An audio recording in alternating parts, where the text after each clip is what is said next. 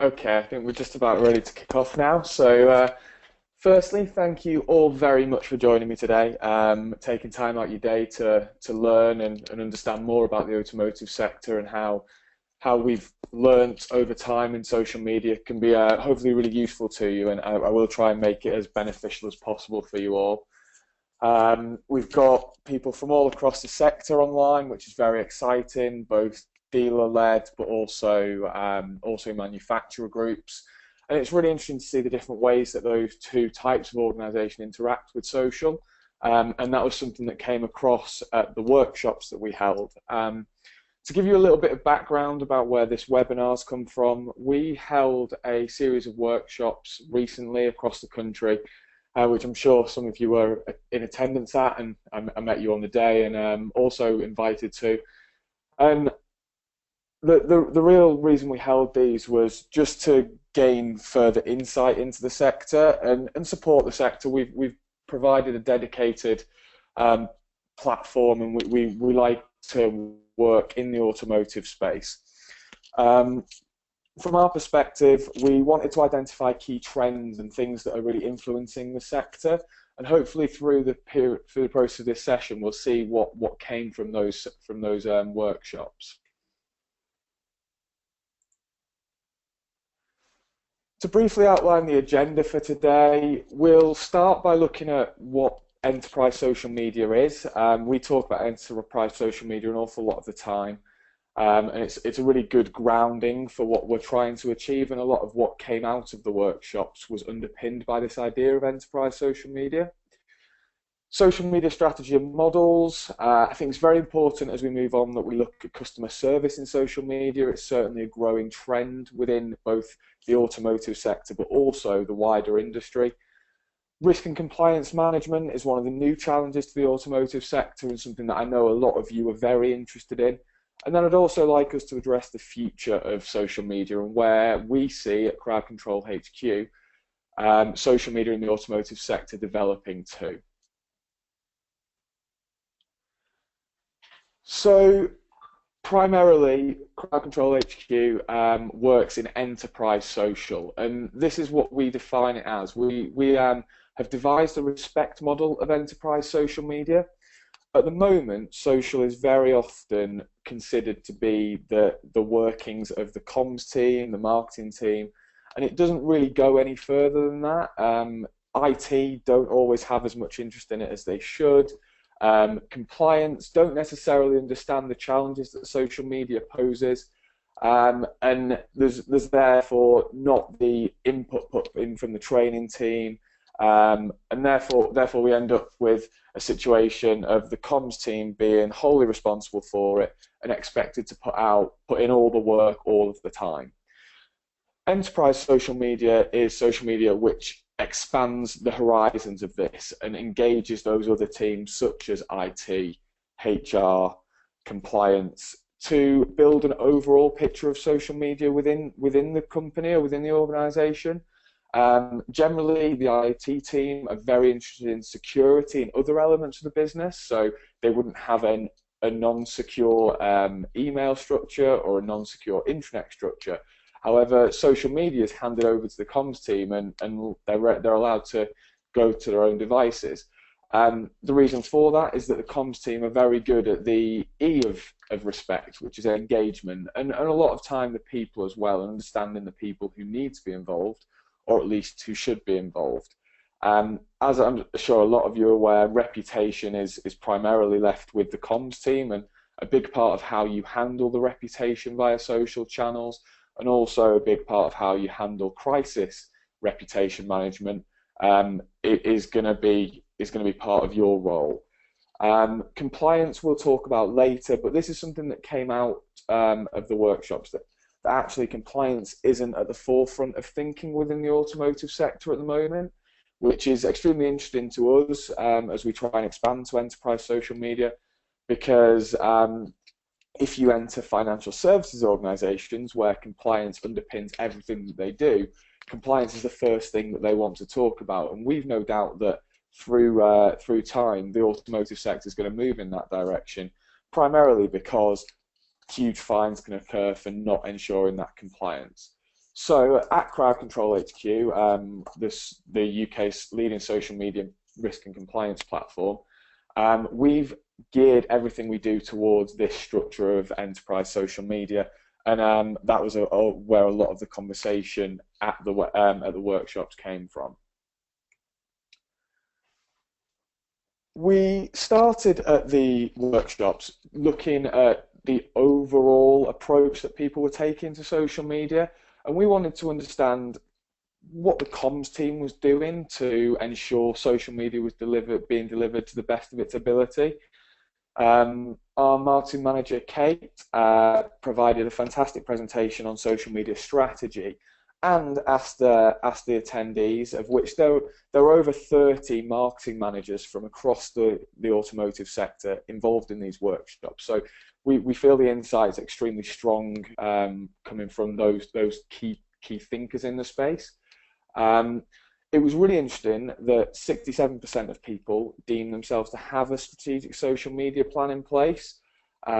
Kate talked a lot about the fact that you should be spending more of your time, 70–80%, on the planning side of social media, whether that is an overall strategy or your kind of weekly, monthly comms plan, and only 20% delivering. And it's the fact that 80% of planning makes the 20% of delivery so much easier. So reflect on your current processes and see, are you spending enough of your time planning? I realise for a lot of people it's the dream to be able to spend 80% of their time planning, and a lot of it is kind of reactive firefighting stuff in some cases. But if you can get that 80% planning in, I think your 20% delivery and your ability to respond and react will be made much easier. It was clear at the workshops that segmentation of audience was a challenge for some organisations. Some of the dealer groups in particular are managing multiple brands, multiple social demographics within their audience, and primarily people were segmenting based on gender and age. We tried to explore the fact that you can segment on far more than that. So luxury to bottom end is obviously one way that you can segment and break your audience and try and receive as much insight into your audience as you possibly can, so that you're specifically targeting them with the right information to lead to bottom line performance. The other thing that came out of the workshops was that content is still king, and potentially at the moment the sector is still spending too much time driving sales-led content out there. Content marketing and the ability to be seen as influencers and interest your audience needs to be extremely central to what we do. So a really interesting element that came out of Ant Robinson's, who was our SEO specialist, Ant's presentation stated, just to paraphrase, "Educate me, entertain me, make me laugh or make me cry, and I'll remember you forever." And a lot of the automotive social media at the moment is not geared towards those elements, and those elements of educating and making people laugh are what will give them the affiliation to your brand. So when the time comes to buy a car, you're the organisation that they'll be coming to. And then finally, the strategy plan has a lot of focus on the customer journey, and when we meet somebody via social media, how and why can we drive them into the showroom and get them to sell a car. And I think it's extremely important that you consider where social fits in your customer journey. If somebody is meeting you on social media, is it possible, is there a way that you can find that they can meet the same person when they go into the showroom?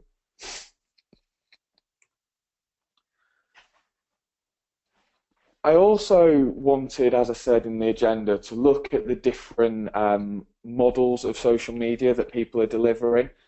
We did ask a lot of questions around this, and the primary three that came out of the workshops were the ones I'm about to speak about. So the comms team is generally, in some organisations, delivering all of the content simply to a group Twitter and a group Facebook account.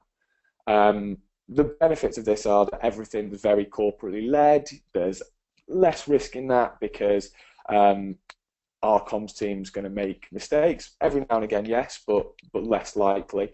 However, the obvious challenge there is that if people want to be dealing with your local dealership, they may well want to be dealing with your local dealership on social media as well.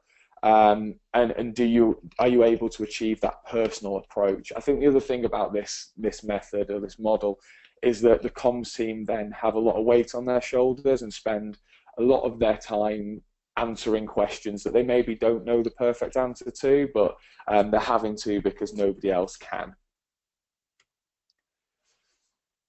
Another model which we discussed and it became evident that people were running was dealer-specific accounts, but still centrally driven content. So that's the central comms team having a location dealership account, Facebook, Twitter, but all the content is central marketing campaigns. And again, we probably miss in the same way the local juicy content, the customers signing off cars, which they can then share that content with their friends. And if that type of funnel of information is in place from dealer group, where the dealer principal may be sending images back to head office to be shared via the central accounts, it becomes quite an arduous workflow, and I think that's one of the obvious challenges of that model.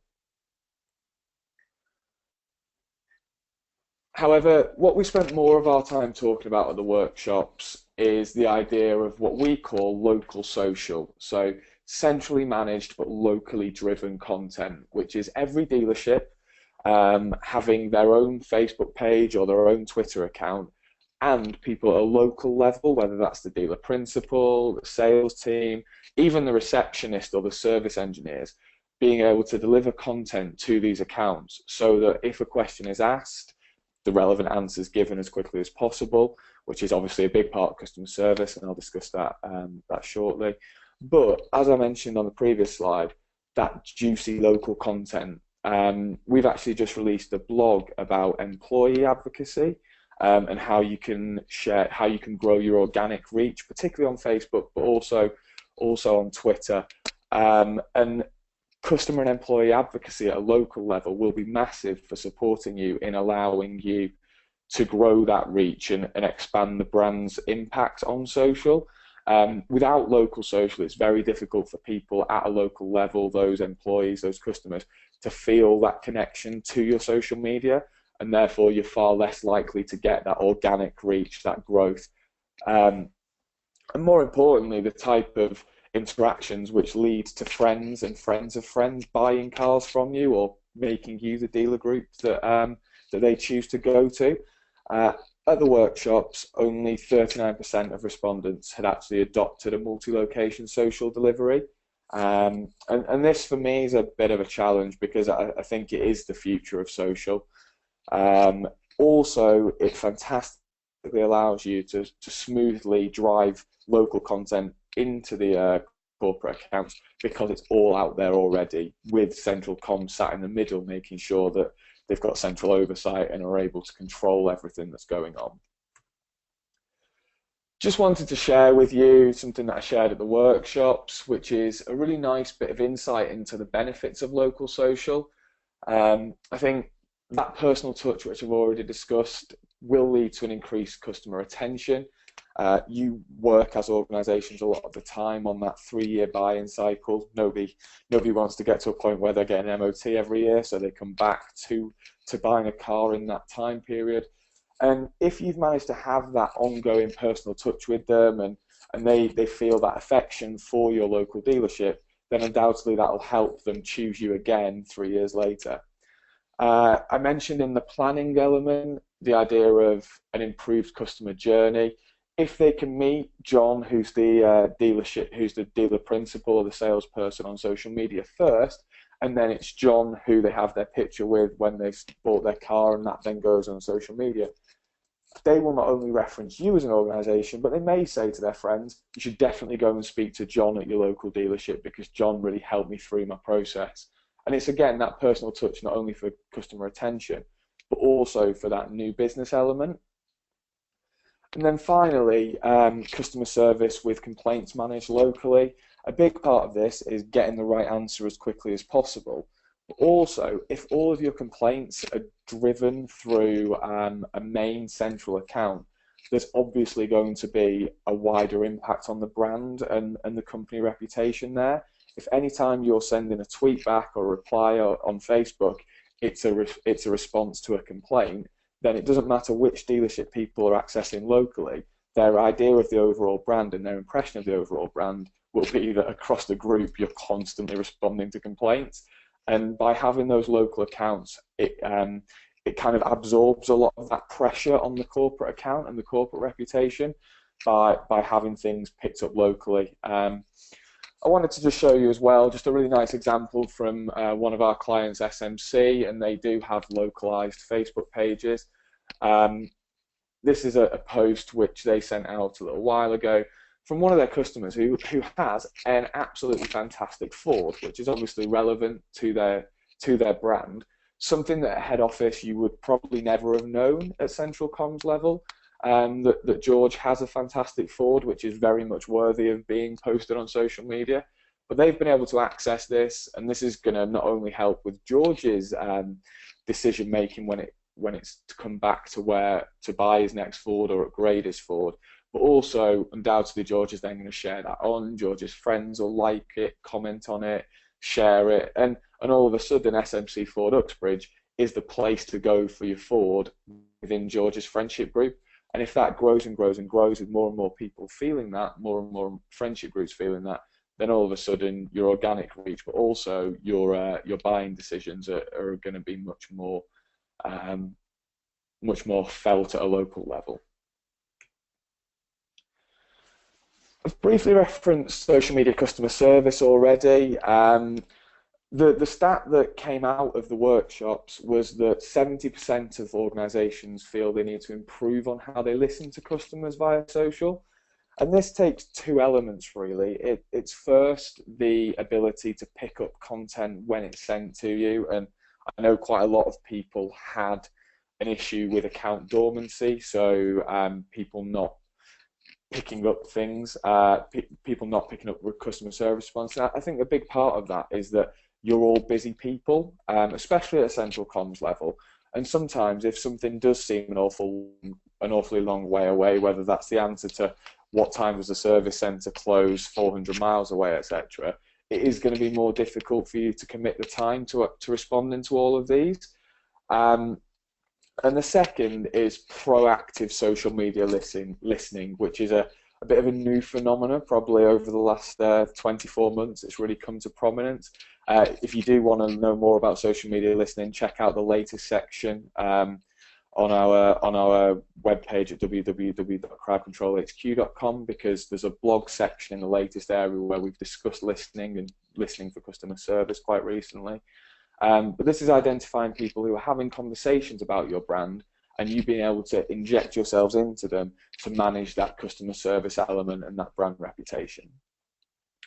So how can you as an organisation ensure that social media customer service is delivered well?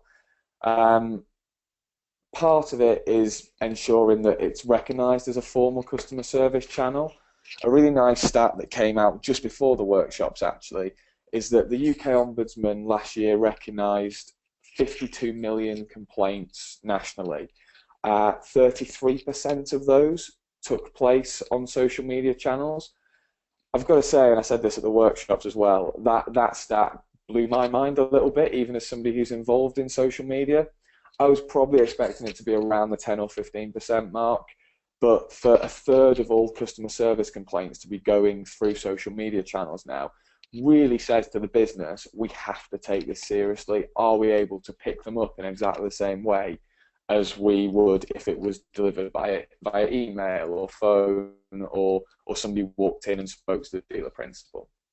To do that, you want to be involving relevant teams. So the customer service or your contact centre, if you do have one of those at head office, is an obvious one. They're specifically trained to pick up customer service dealings. They've generally got the best answer and the best tone of voice for answering customer service questions and complaints.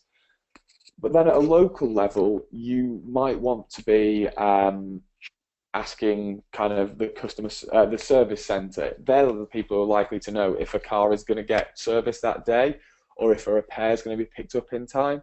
And then from an ongoing retention perspective, after sales can be fantastic for involving, because obviously their job is to gain that customer attention. And then also there's the engaging customers on the completion of a purchase cycle element, which is part of that after sales team element, but also you will need to be making sure that over that 3-year period you're consistently delivering and adding value to a customer to ensure they do come back, because customer service isn't only firefighting, it's ensuring that on a day-to-day basis you're an organisation that people are happy to work with. One thing I would like to say is we have already had a number of questions in, which I will answer later today. But if you've got any questions, anything you've heard already, or anything that you want to ask about, I'm obviously here to kind of answer and give you the best possible insight I can. So do put in the little chat box any questions you've got, and I'll do my best to answer those as we go along.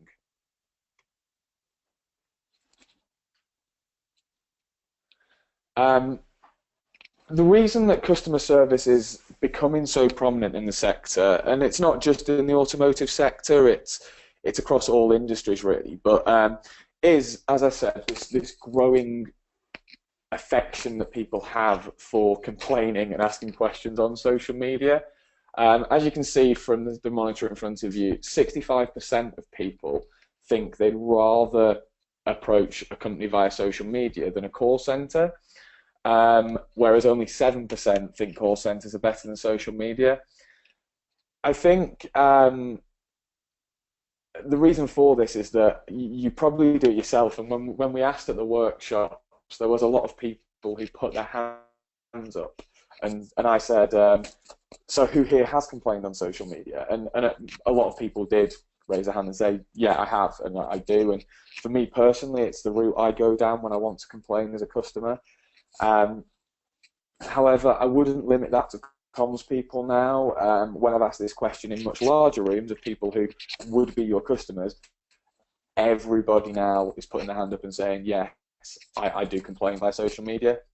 As you can see by the age demographic element, it isn't just the younger people in society now who expect you to be delivering customer service. You're probably going to find your primary challenge is with your first-time car buyers, undoubtedly. But for those of you who manage the higher-end brands, you kind of educated, high-earning people between the age of 25 and 54 are also now heading to social media because they understand that they get a response much quicker and it's much less of a burden to send a question across. The brand feels that reputation pressure, and therefore they've got to get back to you much quicker than if you sat on the phone or you're one-on-one in a site. And then I guess what's nice about this element is that 68% of people feel that it gives them a voice. It gives brands a voice just as it gives customers a voice. So it gives you the opportunity to be an approachable, friendly brand that people want to work with, or a local level dealership that people want to work with. And if you get this right, getting the right tone of voice and giving the right impression of yourselves can be extremely valuable.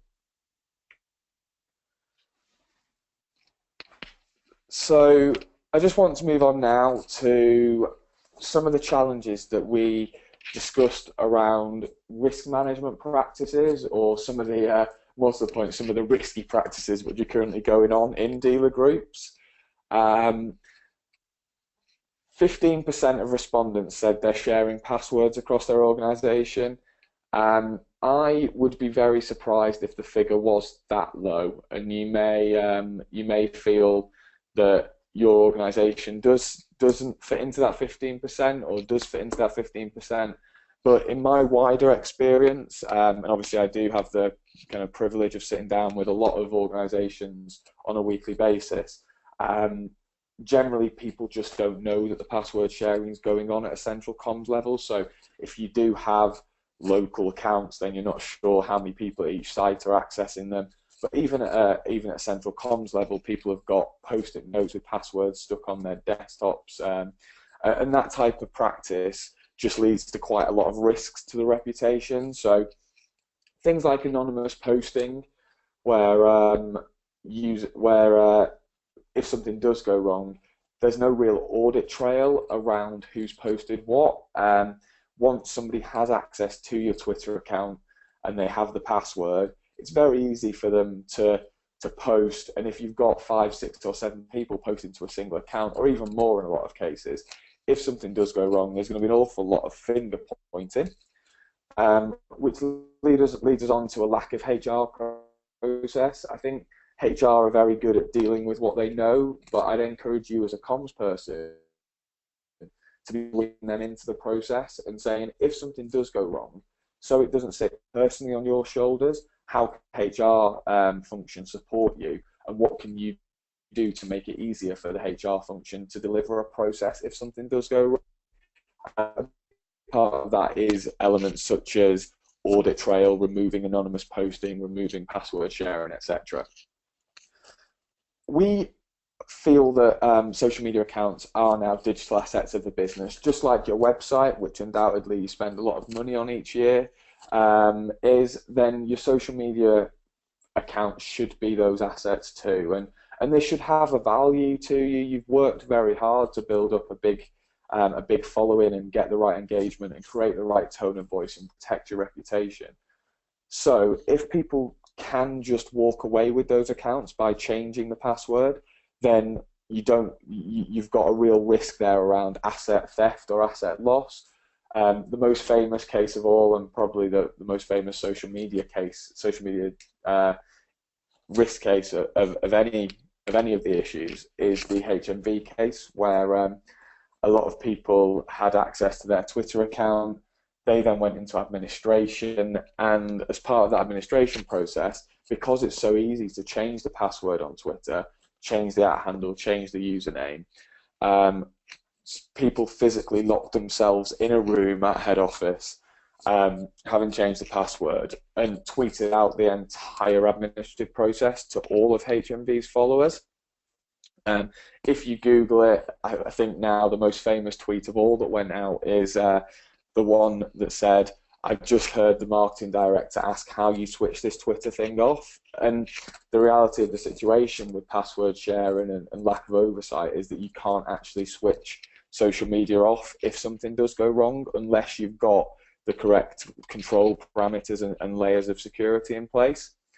And then finally, we've got careless posting, which is just Twitter is designed to generate as much content as quickly as possible. And if you do have multiple accounts in one location on your phone, so the Twitter app's a good example, it's very easy to post the wrong thing to the wrong account, and you need to be very wary of doing that. That's even more likely if you're not a comms person and you're not somebody who's consistently thinking about brand reputation for their daily job. As you can see on the screen, 52% of organizations are yet to recognize the risk that social media poses. I actually found this stat very surprising, just because of it doesn't seem it seems a daily occurrence that the media, whether it's the Mail Online, the Lad Bible, all these types of locations for news, are posting social media errors, from the smallest ones where a customer's been upset and complained and then got an inappropriate response, to things like the HMV case. You may have seen around the roller coaster crash at Alton Towers. One of the injury lawyers tweeted about the need for support in that situation, and they made quite a crass comment about the roller coaster crash. Just things like that people find funny. Another example is an insurance company that, after Paul Walker of Fast and Furious fame, unfortunately passed away in a car crash, they tweeted a lot of different news outlets offering Paul Walker insurance and saying that they hoped he'd got car insurance for his vehicle. Obviously, that's picked up and then generates a lot of bad press, because what's funny to one person isn't necessarily funny to the rest of society. So you need to be very wary of who has access, and if they've got access without any controls in place, that should be right up there on the risk register. We want social media to be acknowledged as a formal part of the business risk scale. The business risk scale is something that's acknowledged and managed at board level, and for very recently we've fortunately had some really exciting conversations, especially following the workshops, with people who do operate at board level and understand the need for risk management. And then finally, a holistic risk management process. So you'll see how this filters into the compliance element. But just from your perspective, from central comms, from HR, to be able to say, we've actually got a grip on this. And if somebody does ask who's in charge of social media, you can kind of proudly put your hand up and say, I am, and this is what we've done to make sure that the reputation's managed. That's going to benefit you as an individual, but it's also going to benefit the business as a whole. So the Financial Conduct Authority compliance elements are something that is fairly recent. So the guidelines were formalised in March 2015. So they've been in for about 12 months. And I've been really pleased in that period to see that some organisations in the automotive space have really been focusing on ensuring that all these compliance functions are in place. And I'm really pleased as well that our software and our development team have driven towards ensuring that businesses like yours can ensure that compliance is managed. It's a big part of what we do, and it's why we have a lot of the conversations we have. So I've tried to outline the key points from FG 15/4. And what was interesting to me was that 64% of organisations that we met during the workshops, whether those were dealers or manufacturer level, are actually currently in breach of the FCA guidelines. And once I've been through this little slide, it's for you to deem whether you are actually in breach. And the fines could be extremely detrimental to your organisation.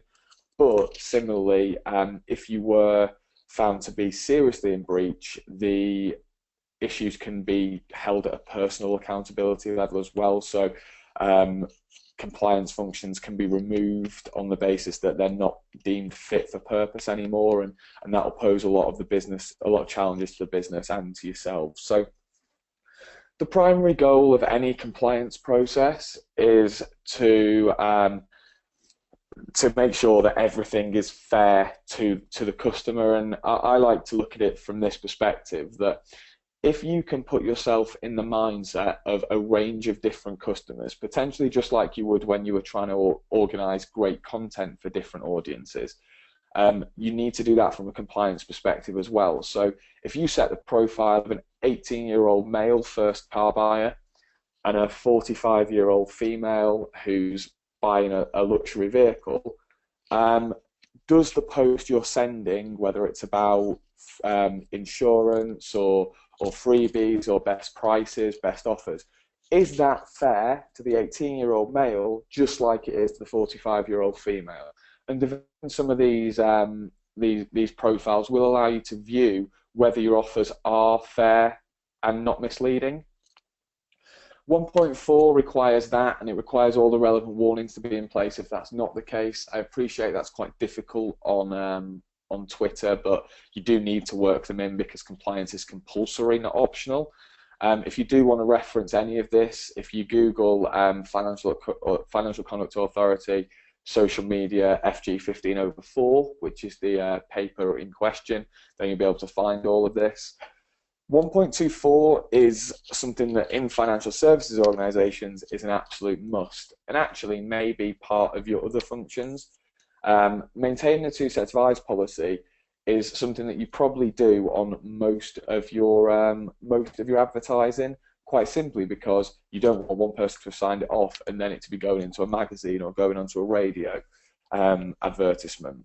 However, this is still required of social media, so somebody that the business deems to have the understanding of compliance needs to be able to sign content off, whether that's your finance director, your compliance director, or even just a head of comms at a local level. at one of our clients, Swansway garages, they do have somebody in the marketing team who's fantastic on the compliance front, and they're able to deliver that sign off themselves, which I think is really important because it speeds up that process. And what they're doing at that group is brilliant on social media, and I'd fully endorse checking them out because they do a lot of good work, not only on the Facebook and Twitter side of things, but their LinkedIn presence is brilliant for the correct audiences as well. So another element which can be extremely difficult is the archiving or reporting of all social media interactions. So there will be a time, some point in the future, where the Financial Conduct Authority knocks on the door of the business and says, we want to see every social media activity you've had for X amount of months, whether that's 3 months or 6 months, just to make sure that everything that you've got and you've sent and the conversations you've had are fair and not misleading.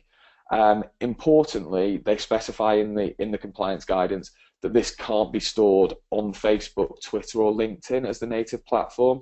The reason for this is that every time Facebook or Twitter redevelops the platform, adds something new in, they delete a lot of content, which would mean that if a customer did complain 6 months later that they'd been misled, that information wouldn't be there for you. So you need to have an external storage process for this compliance information. And then finally, 1.26 is the ability to evidence a holistic social media risk management process. And I think that's a real challenge for a lot of automotive dealer groups. Some of the people just said, we just couldn't say that right now. And if you can't say that right now, you need to be engaging the people at board level who can support you in delivering that holistic risk management process, however you deem to do that, whether that's via a software like ours or just by a lot more manual processes in the background.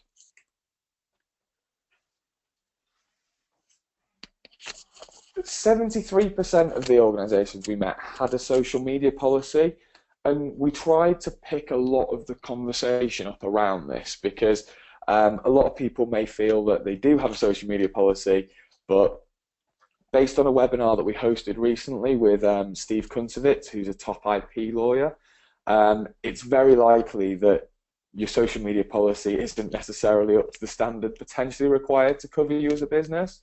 So we did a lot of digging around this, and things like, yes, we've got a policy, it's 4 or 5 lines in on our wider IT policies came up. And really you need to deem, is 5 lines enough? Does that cover your business if something does go wrong for an employee's personal social media, the conversations they're having on Twitter, but also from a corporate level as well?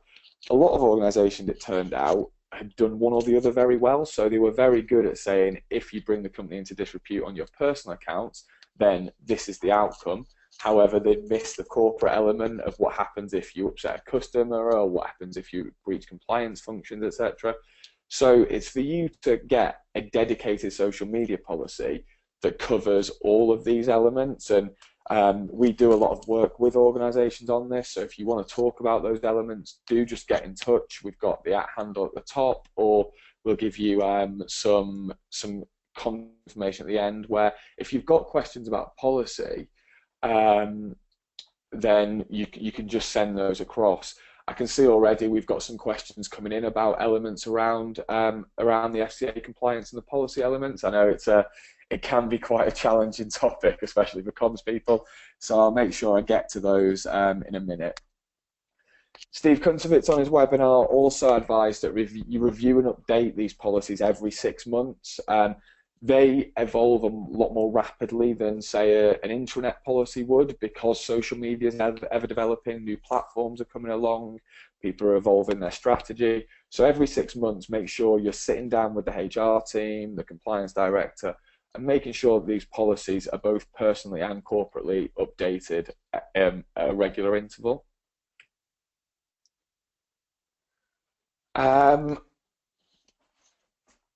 You're all on the line to hear the kind of successes and challenges which came out of our insights at the workshops, and I wanted to share some of those for those who weren't there. So I think some successes within the industry are the quality of fans and followers that you've got. Fans and followers is less about number and more about quality. This this actually relates to one of the other successes, which is that you're pretty good as a sector, and we're pretty good as a sector at generating customer engagement. So if you do send the right pictures of the right cars out, the right questions, the right advice on kind of what's the best tyres for the winter, and all these different thought leadership elements, then you do get a really good response. So if your content's right, your engagement's right, and I think some organisations are delivering fantastic blogs, fantastic support articles, which make you real thought leaders within the sector. And the evidence of that is that there's really good customer engagement coming across when it's done right.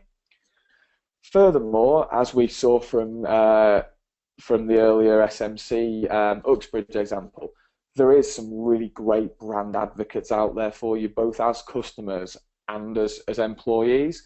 Employees are motivated to support you in your advocacy if you deliver the right content, because they largely want to sell cars. Also, your customers can really buy into some of your brands. I got told once that a car is the most important purchase you'll ever make in your life, and generally people consider a house to be. But your car actually, on the most part, rotates a lot more regularly, and your overall spend on buying cars can easily and quickly, in a decade, surpass the amount you might spend on a house. So you've got some customers who feel very passionate about your brands, and the SMC Uxbridge is an example of that. And how can you leverage those people who love your Fords, your Mercedes, your Jaguars, and even now, those people who are really proud to drive some of your Japanese models, because of the environmental qualities and all those elements. There's a lot of people out there for you to leverage, and it's working out how to do that.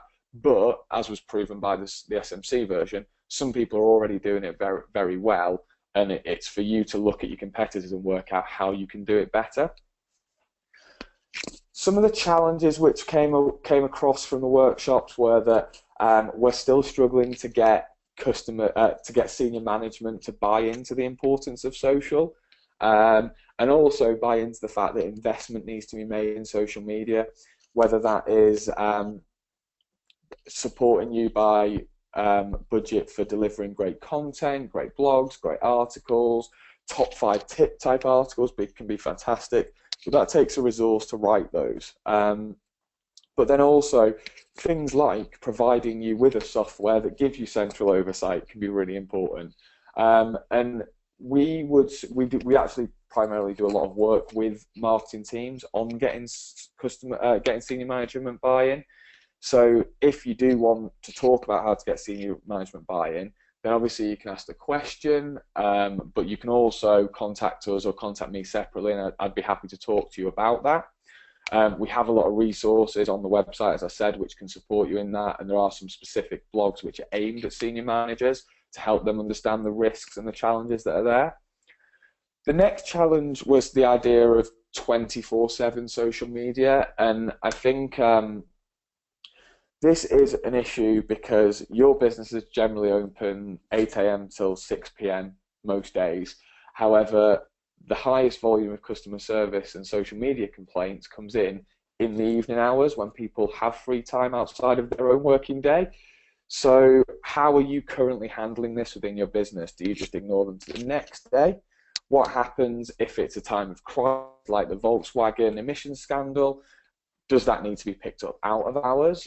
If you are picking it up out of hours already, how are you notifying your staff to make sure that they're not picking up irrelevant things at 9 o'clock when they'd much rather be watching television, because that's going to impact on their personal enjoyment of their job if they're responding to stuff that's irrelevant at that time. So how can you prioritize interactions so you're only picking up important interactions out of hours, for instance? And then the final one is demonstrating an ROI. And if you're not at the moment able to provide thorough analytics and deep insight into what is and isn't working, then you're not going to be able to demonstrate that ROI, which will be extremely important to you longer term, again, for picking up that senior management buy-in. There is an ROI on social media. It's it gets customers coming back, it makes them feel brand loyalty, it improves your customer service function. It sells cars, but it sells cars over a longer period of time than somebody walking into a site and asking to buy a car. I'm sure you're all conscious of the fact that in the last decade or so, due to digital channels, people now only usually go into 1 to 1.2 dealerships because they've made most of their buying decision prior to walking into a site now online.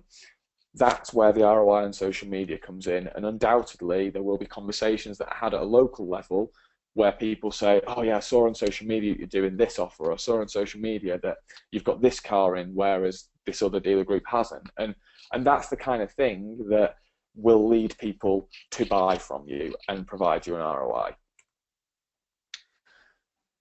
And then just before we take some more questions, some questions, and as I said, if you've got any questions, do send those in because they're a really valuable way of us all learning together. I just wanted to explore the future of social media for us.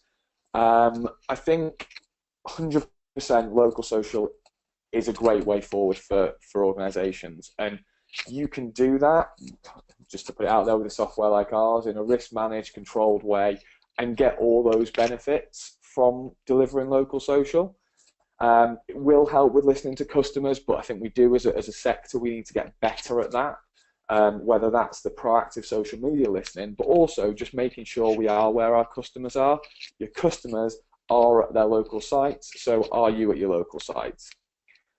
Get a thorough social media policy in place. The percentage of people who had a social media policy was pretty good, but I think a thorough one would be much more around the kind of 20 to 25% of organisations have a thorough social media policy that covers corporate and personal. So please focus on how you can get that in and engage the correct departments for that.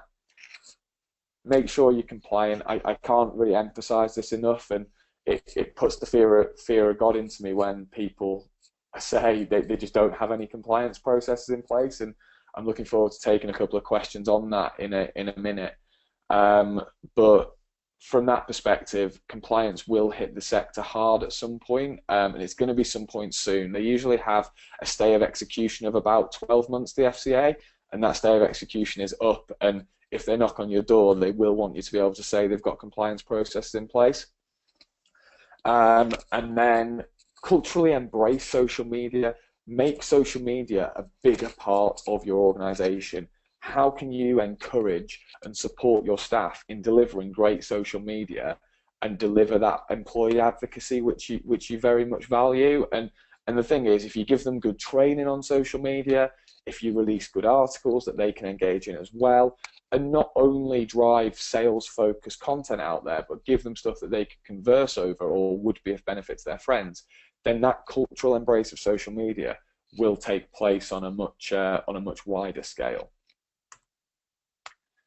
So thank you very much for listening to the first part. I'm now keen to pick up some of the questions. So Lewis, who's from Bowker, who I know did attend the workshop, so hi there, has asked, how do we archive all Facebook or Twitter content outside of the native platforms? Well, I mean, there's two ways of doing this, really. One is a manual function where every time you create a post, you can copy and paste it into an Excel document and make sure that if you're delivering local social, all your local dealer groups are doing, all your local dealerships are doing this as well. So that will need to be saved. You'll need to store things like the content, any links that were sent out with it, when it was sent, all those different elements, where it was sent to, which platform. Or, as I said, I'm really pleased with how our development team have embraced the compliance function, and we have put a function in our software where you can export all your interactions off to a CSV file for a date range into a single click. So it's really up to you to decide whether you want to make that investment, or you can find a way of getting the board of directors and the compliance function to share that investment with you in a software like ours. or to provide those manual processes of copying and pasting and saving all those details into a file. So it's very much up to you which way you do it. Hopefully that answers your question, Liz. Great to have some of our current clients online, and David from SMC, I'm sure will be quite pleased that one of his examples has been used. But he says, "Hi Greg, do you have any recommendations on how to use Instagram and YouTube at either a local or group level?" Firstly, we have actually written a really useful blog, and I know I keep referencing the website, but do go to the latest section on there. There's an Instagram blog about how you can use Instagram the best you can. For me, the thing with YouTube and Instagram is not to be too salesy, and I think your local level users, unless you train them very well, are going to be much more focused on sharing corporate adverts, etc. Instagram in particular is a fantastic one if you train people the right way for sharing those shots of customers buying cars and handshakes going on and that employee advocate, that customer advocacy. And YouTube as well, both for both their video functions.